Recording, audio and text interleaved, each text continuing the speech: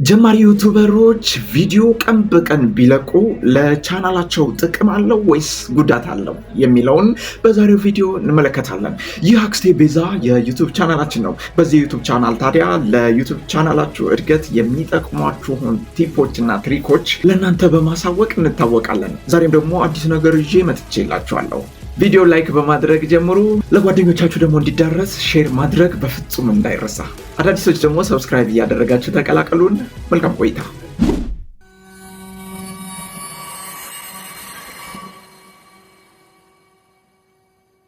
እንግዲህ በቪዲዮ መግቢያ ላይ እንዳያችሁት ጀማሪ ዩቱበሮች ብዙ ጊዜ ቀን በቀን ቪዲዮ እንለቃለን እና ደግሞም ቀን በቀን ቪዲዮ መልቀቅ አለብን የሚል ኮንሰፕት አለን እና ቶሎ ለማደግ ሰብስክራይበሮቻችን ቶሎ እንዲጨምር ቀን በቀን ቪዲዮ መልቀቅ አለብን በሚል በዚህ ኮንቴክስት ቀን በቀን ቪዲዮ የምንለቅ ብዙ ዩቱበሮች አለን እና ቀን በቀን ቪዲዮ መልቀቃችን ቻናላችንን ይጠቅመዋል ወይስ እየጎዳው ነው የሚለውን እንፈትሻለን። ይህን ደግሞ እንዴት ነው የምንፈትሸው? ትላልቆቹ ዩቱበሮች፣ በዓለም ደረጃ የሚታወቁ ዩቱበሮች ቀን በቀን እየፖሰቱ ነው ወይ? እነሱ እዚህ ደረጃ የደረሱት እንዴት እየፖሰቱ ነው? ቻናላቸውን እንዴት እየተጠቀሙት እዚህ እንደደረሱና ከነሱ ምን መውሰድ አለብን የሚለውን ደግሞ በዛሬው ቪዲዮ በደንብ አድርገን ለማየት እንሞክራለን። እንግዲህ ይህንን በደንብ እንድናይ መጀመሪያ ምን እናደርጋለን? ታዋቂ ዩቱበሮች ቢያንስ በስንት ቀን ልዩነት እንደሚለቁና በምን ያክል ጋፕ ቪዲዮ እንደሚሰሩ በደንብ አድርገን ለማየት እንሞክራለን። ይህንንም ለማየት በመጀመሪያ በዓለማችን ታዋቂ የሆነው ወደ ሚስተር ቢስት አካውንት እንገባና ሚስተር ቢስት ቀን በቀን ቪዲዮ ይለቃል ወይስ በምን ያክል ጋፕ ነው ቪዲዮ እየለቀቀ ያለውን እስቲ አይተን እንመለስ። እሺ፣ በቀጥታ ስልካችሁን በዚህ ልክ እንደከፈታችሁ ወደ ዩቱብ አፕሊኬሽን ልውሰዳችሁ። እንግዲህ ይሄው ሰርች ባሯ ላይ ሚስተር ቢስት ብዬ እስቲ ለምሳሌ ሰርች እናድርግ።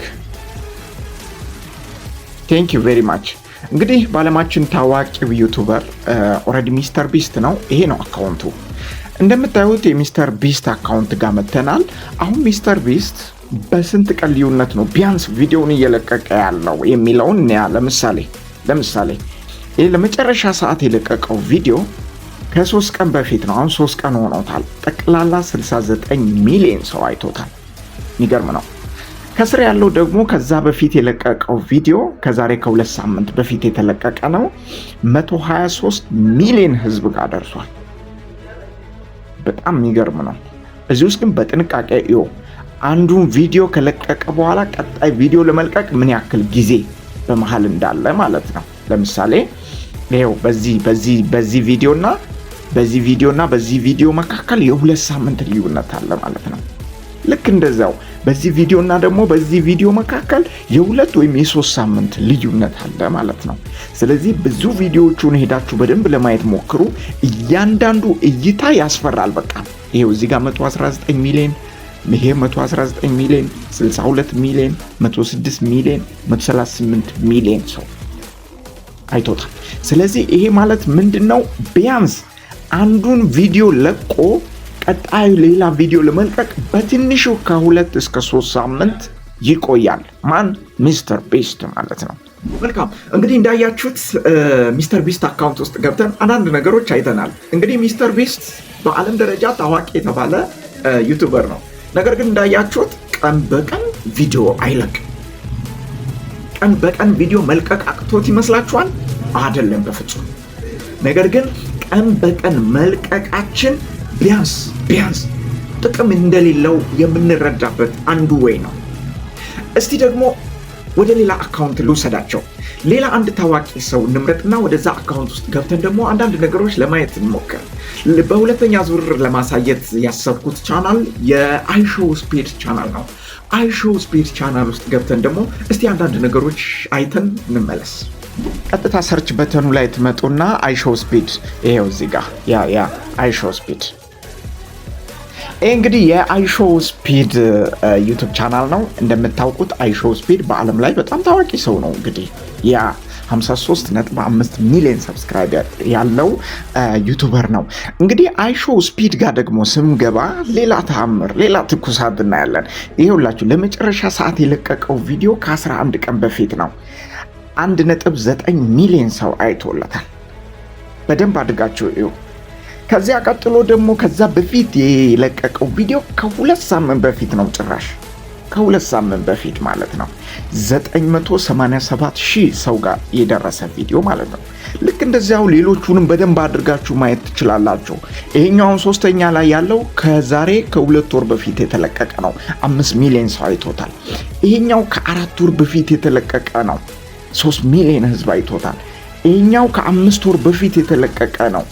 10 ሚሊዮን ህዝብ አይቶታል። ስለዚህ አንዱ ቪዲዮ ከአንዱ ቪዲዮ ጋር ያለው በመሃል ያለው የቀን ልዩነት እንግዲህ ሰፊ ነው። ለምንድን ነው የሚለውን ምክንያቱን እነግራችኋለሁ። ግን ምን አለፋችሁ አሁን ያየናቸው እነዚህ ትላልቅ ዩቲዩበሮች ቪዲዮ በየቀኑ በፍጹም አይለቁም። ተግባባችሁ?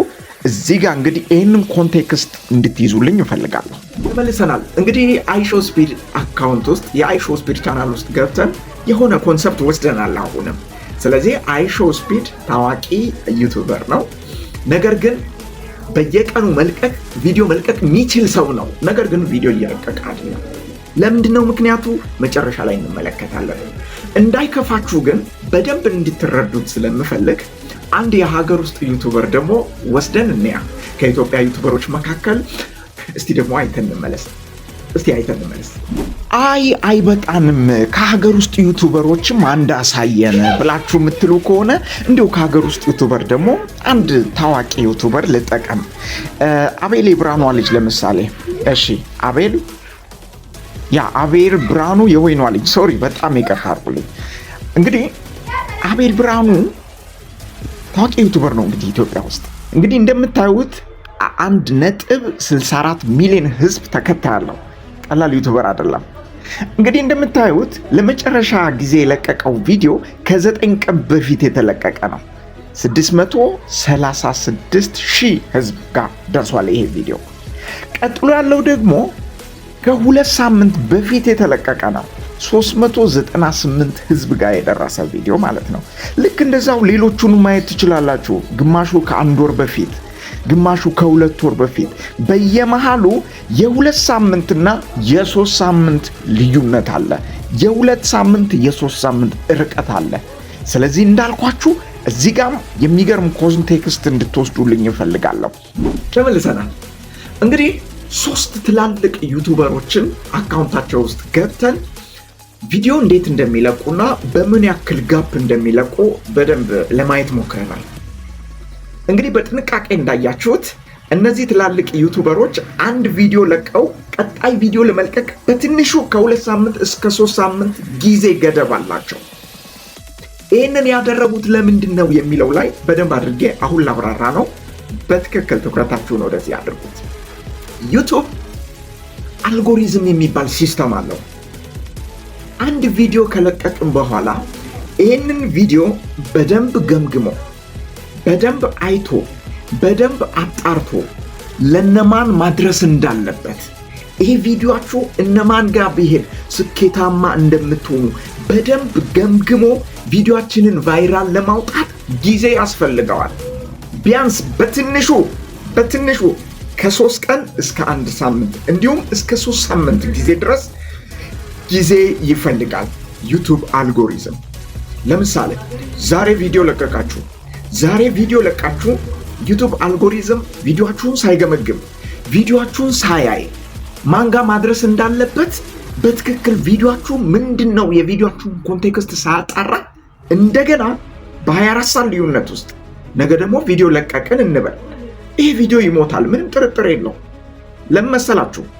አልጎሪዝሙ በደንብ ጥናት አላደረገውም ቪዲዮአችሁን። ስለዚህ ቪዲዮአችሁን ጥናት ሳያደርግ፣ ይሄኛውን ቪዲዮ ጥናት ሳያደርግ ሌላ ቪዲዮ ለቀቃችሁለት፣ ይሄኛውን ትቶ ወደ ሌላኛው ቪዲዮ ገባ። ያንን ደግሞ አጥንቶ ሳይጨርስ እንደገና ሌላ ቪዲዮ ለቀቃችሁ። ገብቷችኋል? ስለዚህ በትንሹ አንድ ቪዲዮአችሁን ገምግሞ ብዙ ሰዎች ጋር ለማድረስ ጊዜ ያስፈልገዋል። በትንሹ 1 ሳምንት፣ በትንሹ አንድ ሳምንት እንኳን ረዘመ ካላችሁ የ3 ቀን ጊዜ ያስፈልገዋል። ስለዚህ ቀን በቀን ቪዲዮ መልቀቃችን ቻናላችንን ይገለዋል እንጂ ለቻናላችን አይጠቅመው። ስለዚህ በዚህ ኮንቴክስት የትላልቆቹ የስኬታማዎቹ ዩቲዩበሮችን ፈለግ በመከተል ቻናላችሁ እንድታሳድጉ አበረታታችኋለሁ። ስለዚህ ቢያንስ አንድ ቪዲዮ ከለቀቃችሁ በኋላ በትንሹ የ3 ቀንና የ1 ሳምንት ጋፕ መኖር አለበት እላለሁ። የዛሬው ቪዲዮ ይመስል ነበር። በቀጣይ ሌላ ቪዲዮ ተመልሰን እስክንገናኝ ድረስ ቸርን ሰንብት። መልካም ቆይታ።